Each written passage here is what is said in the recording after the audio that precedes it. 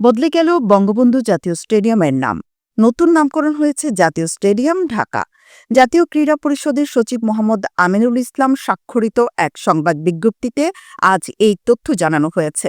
জাতীয় পর্যায়ে এই প্রথম কোনো স্টেডিয়ামের নাম বদল করল অন্তর্বর্তীকালীন সরকার। ১৯৫৪ সালে প্রতিষ্ঠিত এই স্টেডিয়াম ঢাকা স্টেডিয়াম নামে পরিচিত ছিল দীর্ঘদিন। রাষ্ট্রীয় অনেক ক্রীড়া অনুষ্ঠানও এই স্টেডিয়ামে হয়েছে।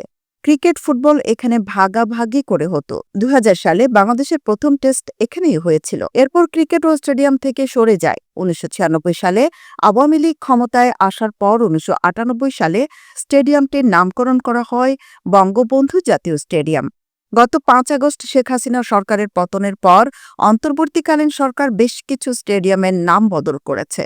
উপজেলা পর্যায়ে ১৫০টি স্টেডিয়ামের নাম বদল হয় ১২ ফেব্রুয়ারি। এগুলো শেখ রাসেল মিনি স্টেডিয়াম নামে পরিচিত ছিল।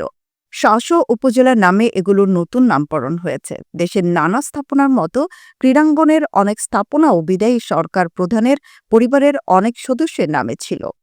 অন্তর্বর্তীকালীন সরকারের ক্রীড়াঙ্গনেও এই পরিবারের নামে কোনো স্থাপনার নামকরণ না রাখার নীতিগত সিদ্ধান্ত নিয়েছে। তারই অংশ হিসেবে উপজেলা পর্যায়ে স্টেডিয়ামের নাম পরিবর্তনের পর এবার দেশের মূল স্টেডিয়ামের নাম বদল করা হলো।